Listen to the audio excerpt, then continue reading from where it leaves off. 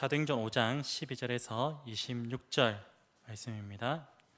사도들의 손을 통하여 민간의 표적과 기사가 많이 일어나매 믿는 사람이 다 마음을 같이하여 솔로몬 행각에 모이고 그 나머지는 감히 그들과 상종하는 사람이 없으나 백성이 칭송하더라. 믿고 주께로 나오는 자가 더 많으니 남녀의 큰 무리더라. 심지어 병든 사람을 메고 거리에 나가 침대와 요 위에 누이고 베드로가 지날 때에 혹 그의 그림자라도 누구에게 덮일까 바라고 예루살렘 부근에 수많은 사람들도 모여 병든 사람과 더러운 귀신에게 괴로움받는 사람을 데리고 와서 다 나음을 얻으니라.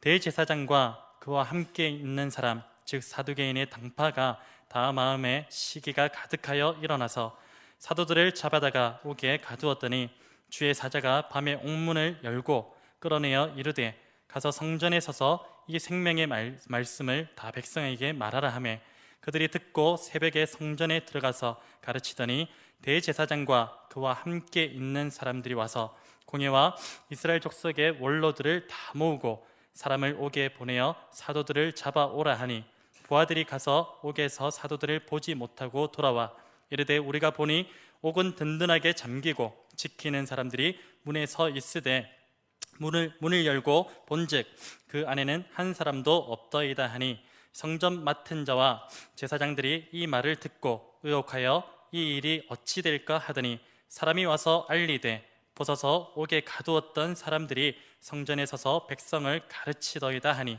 성전 맡은 자가 부하들과 같이 가서 그들을 잡아왔으나 강제로 못함은 백성들이 돌로 칠까 두려워함이더라. 아멘. 한시적 은총과 보편적인 진리라는 제목으로 목사님 말씀 전해주시겠습니다.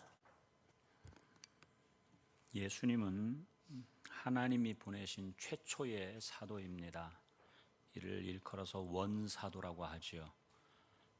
그래서 원사도이신 예수님께서는 이 땅 위에 오셔서 생명의 말씀인 복음을 전하셨고 그리고 그를 믿는 자들에게 영생을 주셨습니다. 성경의 기록의 목적이 무엇인가? 성경을 기록하신 목적, 하나님께서 성령을 통해서 많은 40여 명의 성경 기자가 있는데 이 성경을 기록하신 목적이 무엇인가? 그 목적이 바로 요한복음 20장에 나옵니다. 우리 요한복음 20장 한번 찾아보겠습니다.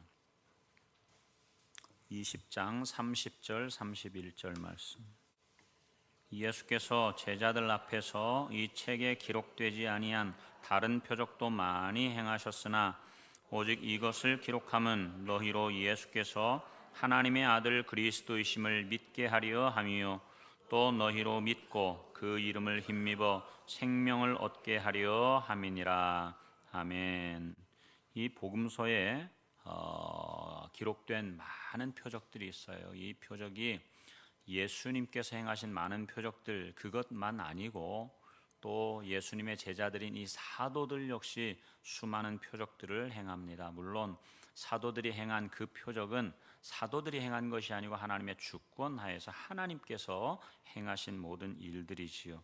그런데 이 행하신 표적이 얼마나 많은지 그것을 다 기록하면 이 세상도 그것을 다 두기에 부족할 것이다 라고 성경은 이야기해요. 바로 한 장 뒤에 가면 요한복음 21장 마지막 25절이 있는데요, 한번 읽어보겠습니다. 25절. 예수께서 행하신 일이 이 외에도 많으니 만일 낱낱이 기록된다면 이 세상이라도 이 기록된 책을 두기에 부족할 줄 아노라. 여러분, 그런데 조금 전에 보았던 이 20장 31절 말씀에 보니까 성경의 기록의 목적을 분명하게 적어놓고 있어요. 성경의 기록의 목적이 무엇인가 하면 표적 그 자체가 아니라고 하는 거예요. 오늘 우리가 읽었던 이 본문에도 10절에서 16절까지 사도들을 통해서 이 민간의 수많은 표적과 기사가 나타났다라고 그랬어요. 병든 사람들, 또 귀신 들린 사람들, 이 아픈 사람들, 이러한 사람들을 다 고쳐주고 귀신을 쫓아내고 하는 이러한 기적들이 바로 오늘 이 본문에 나옵니다. 또한 17절 이하에 보면 정말로 놀라운 기적이 또 한 가지 나오죠. 옥에 갇혀 있는 사도들을 바로 천사가 그 옥문을 여는 거예요. 그런데 그것을 지키고 있는 사람들조차 옥문이 열렸는지 어쨌는지 거기에 갇혀 있는 사람들이 빠져나가는지 어쩌는지 알지 못하는 거예요. 그리고 잠겨 있는데 나중에 데리고 와라 해서 보니까 옥문은 잠겨 있는데 그 안에 사람들이 없는 거예요. 여러분, 이것처럼 기적이, 표적이 어디 있겠어요? 그런데 중요한 것은 성경의 기록 목적이 이 표적 그 자체에 있지 않다라고 하는 거예요. 다른 게 아니고 바로 성경을 기록하신 목적은 예수가 하나님의 아들 그리스도이심을 믿고 또 생명을 얻게 하는 것, 그것이 목적이라고 방금 우리가 읽었던 31절 말씀에서 기록을 하고 있는 것입니다. 예수님은 이 땅에서의 십자가와 무덤과 부활, 이 모든 구원 사역을 완성하셨습니다. 그런 후에 제자들을 사도로 파송하신 것이죠. 따라서 사도행전의 12사도는 그를 파송하신 예수님의 뜻대로 행할 뿐이에요. 사도라고 하는 것 이미 여러분 잘 아시지요? 보냄을 받은 자예요. 심부름꾼이라고 하는 말이에요. 심부름꾼. 심부름꾼은 심부름을 시킨 사람의 뜻대로만 행하면 된다라고 하는 말이지요. 그들은 오늘 본문에서처럼 표적을 행하니까 많은 사람들이 모여들고, 그리고 난 다음에 거기서 그치는 것이 아니고 표적을 나타내고 표적이 보여지니까 많은 사람들이 모이지요. 그 사람들에게 우리가 이런 사람이야 라고 하면서 으스대고 자기들 자랑하는 게 아니라고 하는 말이, 오히려 이것 때문에 감옥에 갇히잖아요. 감옥에. 그런데 감옥에 갇힌 이후에 그들에게 천사가 뭐라고 이야기를 하는 거예요? 우리 본문 20절에 가면 19절 20절, 주의 사자가 밤에 옥문을 열고 끌어내어 이르되 가서 성전에 서서 이 생명의 말씀을 다 백성에게 말하라 하매. 여러분, 만약에 표적 그 자체가 목적이고 표적의 능력이 있다고 한다면, 생명이 있다고 한다면 생명의 말씀을 전하라고 할 이유가 하나도 없는 것이지요. 이 모인 많은 무리들에게 이제 이 표적을 보여주고 그들이 모이니까 그들에게 진짜 해야 할 일이 무엇인가 하면 생명의 말씀, 복음을 전하는 거예요. 복음. 하나님의 뜻은 단순하게 질병을 고치는, 귀신을 쫓아내는 이런 표적에 있지 않단 말이에요. 닫혀진 옥문을 열어가지고 몰래 거기에서 끄집어내는, 거기에만 있지 않다라고 하는 것이지요. 그들의 영이 구원을 받고 하나님의 나라를 소유하는데 그것이 있는 거예요. 그것 바로 하나님의 뜻이지요. 그것을 일컬어서 성경은 영생이라고 이야기합니다. 오늘 본문에 사도들이 표적을 행해서 병든 자들, 귀신 들린 자들이 다 낫게 되지요. 이것을 보고 믿음으로 주께로 나오는 자가 더 많았다라고 오늘 본문에서 이야기하는데요. 14절, 믿고 주께로 나오는 자가 더 많으니 남녀의 큰 무리더라 그랬어요. 이것 때문에 대제사장과 그들과 한편인 사두개인들이 시기심이 생긴 거예요. 시기심이 얼마나 컸던지, 그래서 사도들을 잡아서 옥에 가두지요. 그러나 하나님의 천사가 옥문을 열고 그들을 빼내어 줍니다. 그리고 아까 보았던 것처럼 너희들은 성전에 가서 이 생명의 말씀을 전해라 라고. 그 생명의 말씀을 이 사도들이 그대로 가서 전합니다. 중요한 것은 다시 말씀드리지만 표적 그 자체가 아니라고 하는 말. 예수님의 복음, 곧 생명의 말씀이 더 중요하다라고 하는 것이죠. 왜요? 복음을 통해서만 생명을 얻을 수 있기 때문에 그렇습니다. 따라서 여러분, 하나님께서 왜 이 사람들에게 표적과 기사를 이렇게 보여줄까요? 그것은 다른 게 아니에요. 이 표적과 기사는 생명의 말씀인 복음을 증거하는 하나의 수단이 되는 거예요. 수단. 그 자체가 목적이 아니라고 하는 것이지요. 오순절 성령 강림 때 3,000명이나 되는 많은 사람들이 그렇게 회심하고 또 주님께로 돌아오는 역사가 있었어요. 바로 이 사람들로 해서 이 예루살렘 교회 공동체가 만들어지게 된 것이지요. 여러분, 이러한 현상이 일어난 것, 이러한 일들이 일어난 것이 무엇 때문일까요? 그것은 바람과 같이, 불의 혀와 같이 그냥 막 슉슉슉 날아다니면서 하는 그러한 어떤 표적, 또 방언하는 이러한 기적들, 초자연적인 어떤 현상 때문이 아니라 그러한 현상을 실마리로 해가지고 베드로를 비롯한 다른 모든 사도들이 나가가지고 복음을 전하잖아요. 복음을. 이 복음을 통해서 일어난 사건이에요. 그러니까 이 복음을 듣던 사람들이 형제들이여 그리하면 우리가 어찌할꼬 하면서 가슴을 치면서 나오는 거예요. 그러니까 베드로가 너희들이 회개하고 죄사함을 받고 성령을 받으라, 그리하면 하나님의 자녀가 될 것이다 라고 하는 것이죠. 여러분, 요한복음 6장 이하에 보면 예수님께서 오병이어의 기적을 행하십니다. 그런데 오병이어의 기적, 이 기적을 보고 수많은 사람들이 쫓아와요. 남자만 5,000명 그렇게 먹었다고 했으니까 뭐 남녀 노소 다 하면 얼마나 많은 숫자겠어요. 그런데 오병이어의 기적, 배고픈 사람들에게 먹이는 그 기적으로 그치는 것이 아니고 그것을 실마리로 해가지고 예수님은 그들에게 뭘 전해요? 하나님 나라 복음을 전하는 거예요. 그게 궁극적인 목적이기 때문에 그러는 것이지요. 참 불행하게도, 불행이라고 표현하는 게 좀 그렇지만, 거기에 수많은 사람들이 모였을 때 주님께서 하나님 나라의 복음을 전했는데 이 듣던 사람들이 다 어떻게 해요? 이 말씀이 너무나 어렵도다, 누가 이 어려운 말씀을 듣겠느냐 하면서 하나둘 다 흩어져 떠나가는데 다 떠나가고 마는 거예요. 예수님의 12제자만 남아있는 거지. 여러분, 청함을 받은 사람은 많되 택함을 받은 사람은 적다고 그랬어요. 우리 늘 행복한 교회 모든 성도님들이 청함을 받아서 이 자리에 와 있지만 청함 받은 것으로 끝나는 것이 아니라 정말로 하나님께서 주시기 원하시는 그 영생, 아들의 생명을 통해서 진정으로 택함 받은, 그래서 우리 주님과 늘 교제하고 주님과 사귀고 주님과 사랑을 나누고 주님의 참된 자녀들이 되기를 주님의 이름으로 축원합니다. 이런 점에서요, 여러분, 표적과 기사라고 하는 것은 영원한 진리가 아니에요. 그건 진리가 절대로 아닙니다. 성령께서 행하신 일은 분명히 맞아요. 그러나 진리는 아니라고 하는 말이에요. 진리는 영원해야 돼요. 영원해야 돼. 그런데 이 표적과 기사, 은사라고 하는 것들은 한시적인 은총이에요. 한시적인 은총. 오늘 말씀의 제목처럼 한시적인 은총에 지나지 않아요. 이러한 것들을 통해서 내가 살아있다, 내가 너희와 함께하고 있다라고 하는 것을 깨달으라고 하는 것이죠. 그리고 거기에 머물러 있지 말고 더 나은 곳으로 나갈 것을 이야기하는 거예요.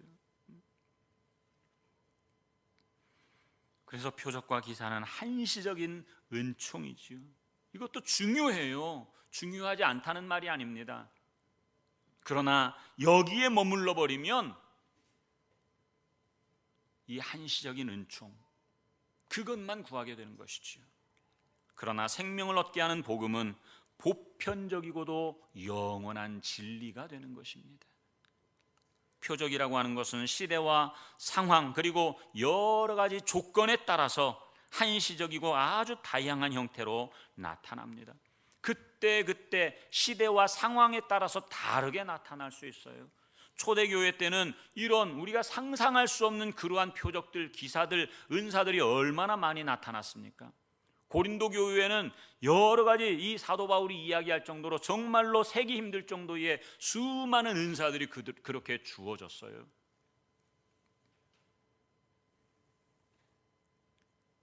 그러나 생명을 주는 이 복음은 영원한 진리인 것이지요.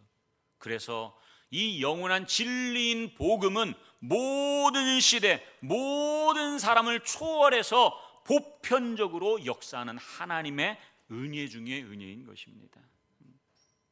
따라서 어떤 경우라도 한시적인 은총인 이 표적이나 기사가 보편적 진리인 이 생명의 말씀, 곧 복음을 대체할 수는 없다는 말이에요. 배신할 수 없어요. 이것은 비교 자체가 불가하기 때문에 그러는 거예요. 만약에 이 복음을 놔두고 눈에 보이는 어떤 표적, 기사들, 은사들, 그것들을 쫓아다니고 거기에 가니까 하나님이 계신다? 물론 하나님이 계시지요. 그러나 거기에 머물러 버리면 우리가 믿는 이 기독교는 본질에서 벗어나 버려서 무엇이 될까요? 미신적인 종교가 되고 마는 거예요. 미신적인 종교. 초대교회 때는 사도들을 통해서 이러한 한시적인 은총이 많이 나타났습니다. 왜 그랬을까요? 그것은 예수 믿는 이들이 극히 적었기 때문에 그래요. 그래서 표적을 보여주고 그들에게 복음을 전해서 믿게 하고 생명을 얻게 하도록 하기 위해서 이 표적이 나타난 것이지. 표적과 기사는 사도들의 능력으로 행하는 것이 아닙니다. 우리 사도행전 3장에서 베드로와 요한이 이 안전뱅이를 일으켰을 때 사람들이 이 베드로와 요한을 주목해서 봤잖아요. 형제들이여 어찌하여 우리를 주목하느냐고. 옛날 같으면 베드로가 그래 내가 했다라고 하겠지만 이제는 그 안에 생명이 있으므로 주님께서 보내신 사도로서 이 사도의 그 사명을 가지고 나가니까 자기 자신을 드러내는 것이 바로 하나님 앞에서 가장 무섭고 두려운 일이라고 하는 것을 아는 거예요. 그래서 내가 한 게 아니다, 내가 한 것이 아니고 하나님이 하신 일이다 라고 하는 것이지요. 그래서 이러한 표적과 기사, 그것은 오직 하나님께서 그 범위와 한계를 정하시는 하나님의 주권에 달려있는 거예요. 주권에 달려있는 거예요. 따라서 그런 표적이나 은사를 여러분 무시해서도 안 되지만 그거 아무것도 아니야, 그거는 없어, 옛날에나 있었지 지금은 없어, 그렇게 해서도 안 된다고 하는 말이에요. 옛날에 비해서는 많이 줄었지만 그렇다고 해서 완전히 없어지고 사라진 건 아니란 말이에요. 지금도 여전히 그러한 성령의 은사와 역사들은 나타나고 있습니다. 그러나 그것을 모든 사람들이 보편적으로 경험하는 어떤 진리로 본다고 하면 그것 자체도 잘못됐다고 하는 것이죠. 우리는 그동안 여러분 자기 자신을 한번 생각해 보십시오. 내가 신앙생활을 어떻게 해왔는가? 이런 한시적인 표적이나 은사를 마치 영원하고 보편적인 진리인 것처럼 그것으로 잘못 믿고 그렇게 오지는 않았는지. 막 기도하니까 손을 얹고 안수하면서 기도하니까 암덩어리가 떨어져 나가고 봉사들이 소경들이 그냥 눈을 떠서 보고 귀신들이 쫓겨나가고 하는 그런 것 보니까 야 진짜 하나님 계시네. 물론 하나님 계시지요. 그러나 다시 강조하지만 거기에서 머무르면 안 된다라고 하는 말이에요. 왜요? 아무리 하나님이 거기에 계셔도 거기에 생명은 없어요. 거기에 머물러 버리면. 우리 히브리서 6장 한 번만 좀 찾아보십시오. 1절에서 3절. 6장 1절에서 3절. 그러므로 우리가 그리스도의 도의 초보를 버리고 죽은 행실을 회개함과 하나님께 대한 신앙과 세례들과 안수와 죽은 자의 부활과 영원한 심판에 관한 교훈의 터를 다시 닦지 말고 어디로 나아가라고요? 완전한 대로 나아갈지니라. 하나님께서 이것을 허락하시면 우리가 이것을 하리라 그랬어요. 여러분 여기서 언급하고 있는 죽은 행실을 회개하고 하나님께 대한 신앙, 세례, 안수, 죽은 자의 부활, 영원한 심판에 관한 교훈, 이것은 다 똑같은 신앙의 수준을 말하는 게 아니에요. 신앙의 수준이 다 달라요.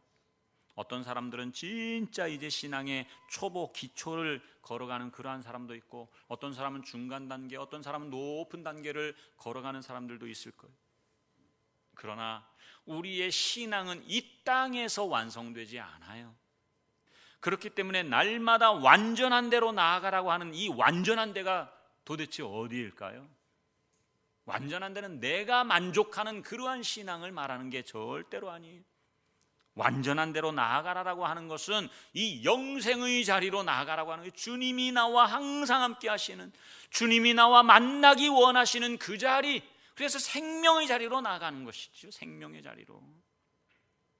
높은 수준에 있으니까, 거기에 올라왔으니까 이제 나는 됐어가 아니라 거기에서도 머물러 있지 말고 더 완전한 대로 나아가라라고 하는 거예요.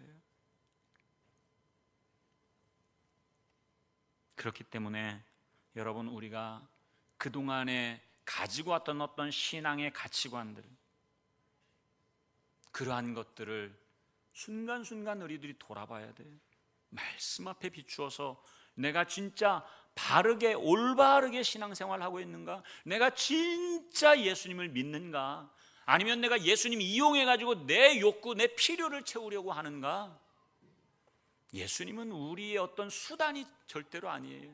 우리가 이 땅 위에서 잘되게 하는 그러한 수단, 이용의 수단이 아니라고 하는 말입니다. 예수님은 우리의 삶의 목적 그 자체예요. 물론 여러분 개인적으로 경험하는 표적이나 은사, 이것은 분명히 개인적인 본인의 어떤 신앙을 반전시키는 그러한 계기가 되는 것은 맞습니다. 그러나 이것이 제한적이고 한시적인 은총임을 알지 못하고 영원한 진리로 생각하고 그것만을 쫓아다닐 때, 글쎄요, 우리 교회에도 제가 알지 못하는 그러한 분들이 기도원에 성령 받으러, 무엇 받으러, 은사 받으러 그렇게 다니는 사람들이 있는지 모르겠어요. 그러나 여러분, 그게 온전한 신앙이 아니라고 하는 거예요. 그걸 쫓아다니는 게 아니에요. 주님이 원하시는 것은 주님과 만나는 자리에, 내가 1대1로 개인적으로 만나는 자리, 개인적으로 만나는 자리예요.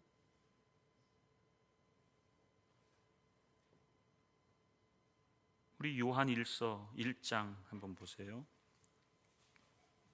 요한일서 1장 1절에서 4절까지, 이게 생명의 공동체의 아름다운 모습인데요,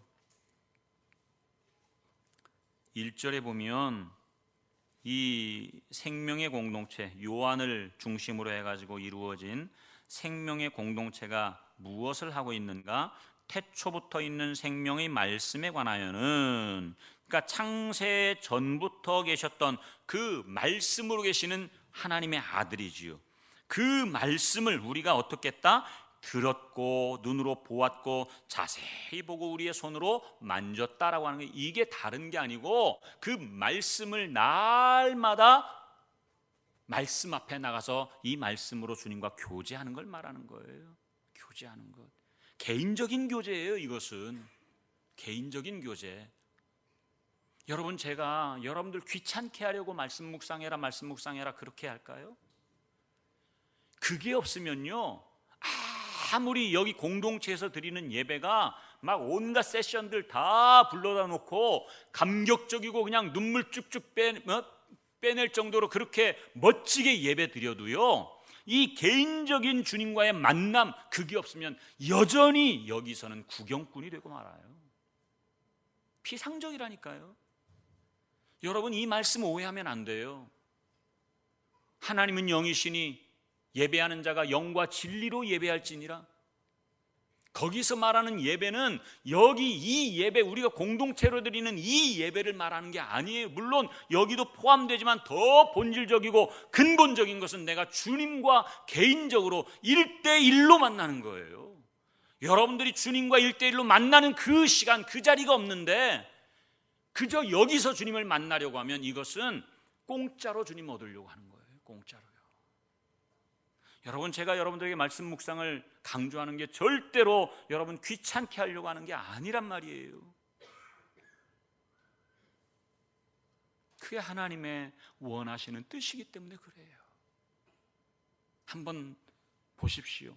여러분들은 여기에서 그냥 전체적으로 예배드리면요, 목사가 설교하고 하는 거 그냥 들으면 돼요. 듣다가 놓치면 뭐 또 지나갈 수도 있고. 그런데 여러분 개인이 말씀을 펴놓고 그것을 깊이 묵상하게 되면 어떻게 한눈 팔아요? 다른 생각할 수 있습니까? 철저하게 말씀 앞에서 내 자신의 죄가 다 드러나는데, 우리가 말씀의 빛 앞에 서면 내 안에 있는 죄가 드러날 수밖에 없어요. 그때 회개하게 되는 거예요.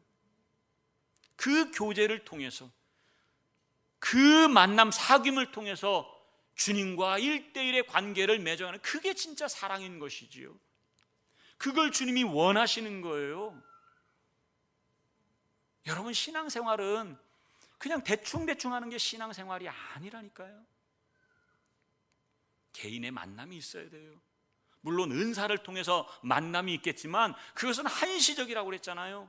하나님 계시네. 그런데 신앙이 또 옅어져, 좀 신앙이 없어지는 것 같아. 기쁨도 사라져. 그러면 꼭 그 자리에 가야 돼.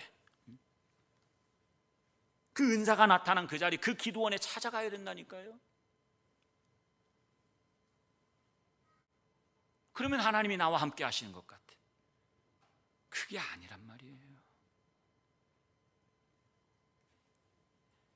그래서 개인적으로 그렇게 주님과 만나는 거예요. 주님은요, 우리와 함께 만나기를 얼마나 고대하시는지 몰라. 그냥 다 이렇게 모아가지고, 누가 누군지 알겠습니까? 우리 교회조차도 모르는 사람이 있다고 하는데 회개하십시오. 모르는 사람들이 있으면. 그런데 여러분, 왜 몰라요? 왜 모를까? 대답해 보십시오. 왜 모를까요? 뭐가 없어서?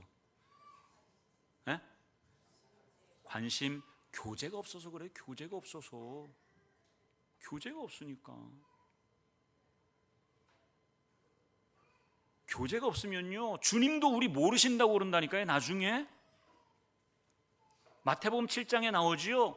우리가 주의 이름으로 뭐도 행하고 행했습니다. 이 불법을 행하는 자들아, 내게서 떠나가라. 나는 너희를 도무지 알지 못한다. 두렵고 떨리는 마음으로 이 말씀 받으십시오. 말씀 묵상 프로그램 아니에요, 여러분. 여러분이 진짜 예수님을 사랑한다고 하면 예수님 자신의 그 이름이 뭐예요? 창세전의 이름이, 이 땅에 육신으로 오시기 이전에 그 하나님의 아들의 이름이 무엇입니까? 말씀이잖아요. 알면서. 그러면 이 말씀을 우리가 가까이 하는 것이 복이란 말이에요. 복. 주님은 그것을 원하시는 거예요. 내가 너를 만나기 원한다. 너를 사랑한다. 사랑한다고 하면서 한 번도 이 말씀 앞에 나가지 않고 깊이 묵상하지 않고 그러면서 사랑한다고요?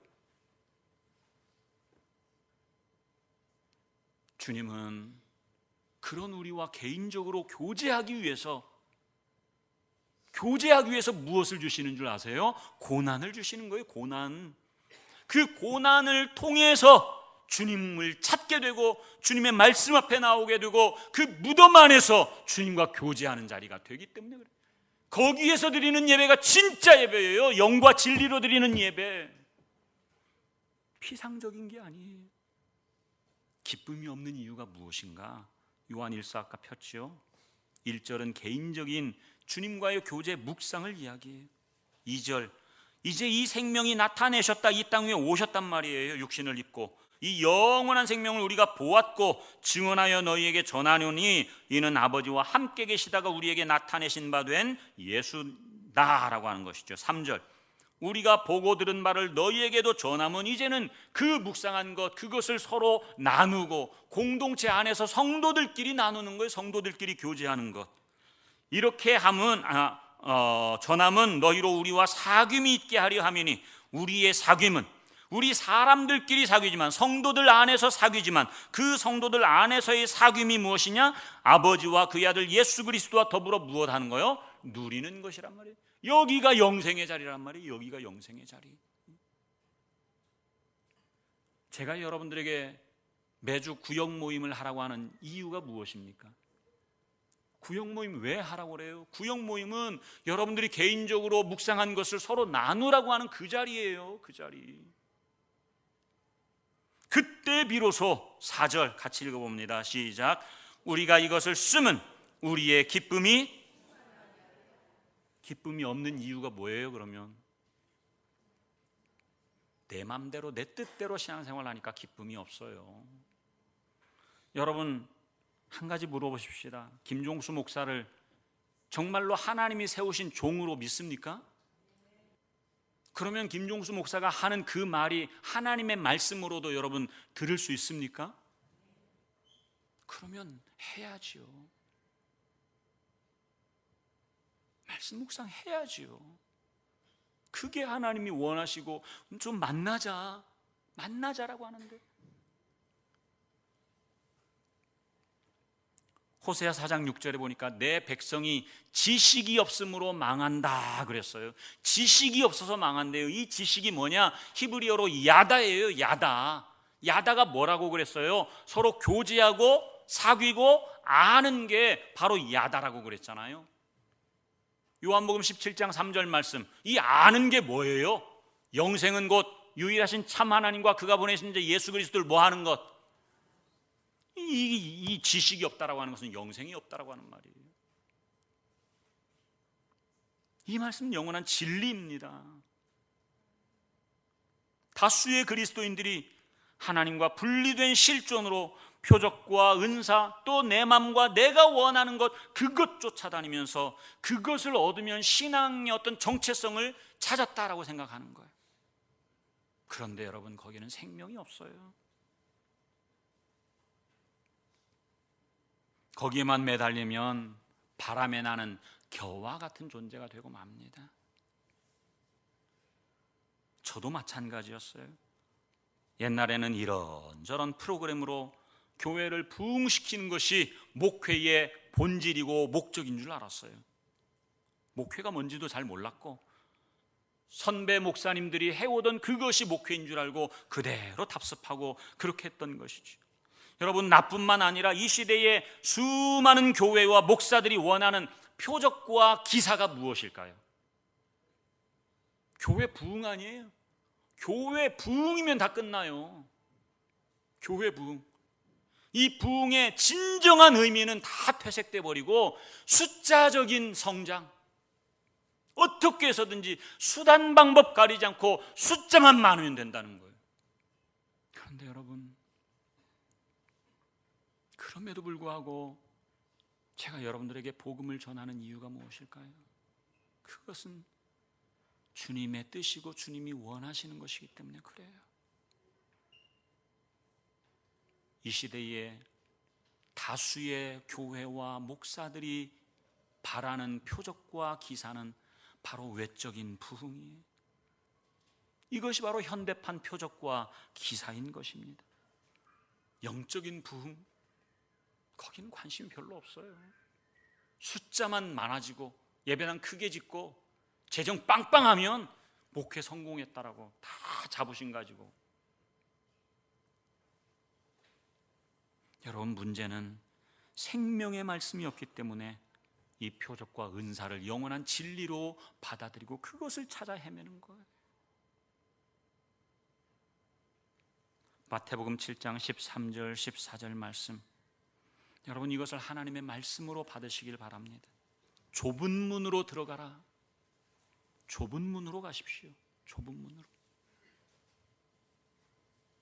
좁은 문으로 갈 때에 하나님이 행하시는 그 은혜를 맛볼 수 있는 거예요. 멸망으로 인도하는 문은 크고 그 길이 넓어 그리로 들어가는 자가 많고, 생명으로 인도하는 문은 좁고 길이 협착하여 찾는 자가 적음이라. 여러분, 다수가 가는 그 길을 여러분 따라가겠습니까?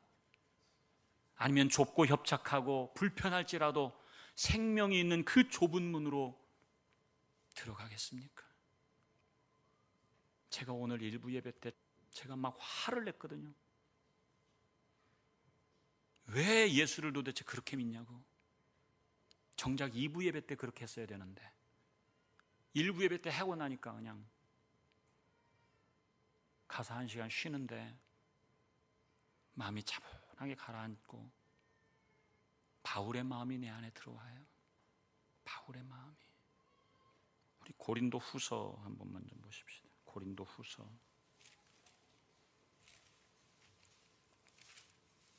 7장 바울 역시 고린도 교회에 아주 격하게 그들을 책망하고 꾸짖고 그래가지고 돌아오고 난 뒤에 이 바울의 마음이 너무나 근심스러워서 염려가 됐어요. 왜? 이 고린도 교회 성도들이 자기 그 꾸지람과 책망에 상처받고 시험당해서 신앙을 놓아버리지는 않을까라고 하는 그것 때문에 굉장히 염려하고 안타까워했었단 말이에요.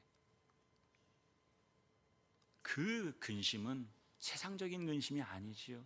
영혼을 사랑하는 마음으로 하는 근심이란 말이에요.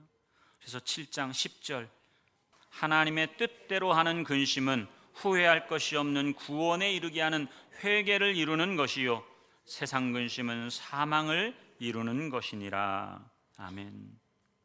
일부 예배 드린 우리 성도님들 다시 한번 용서를 구하고, 그러나 우리 성도들이 미워서가 아니라 정말로 저와 같은 한 마음을 가지고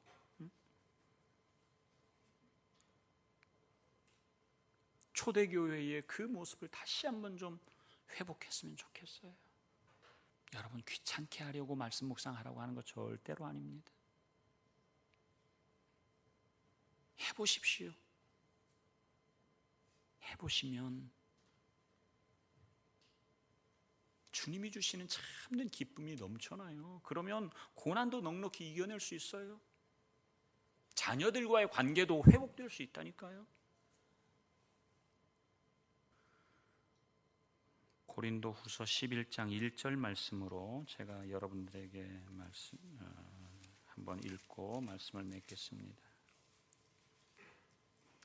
11장 1절 2절 원하건대 너희는 나의 좀 어리석은 것을 용납하라.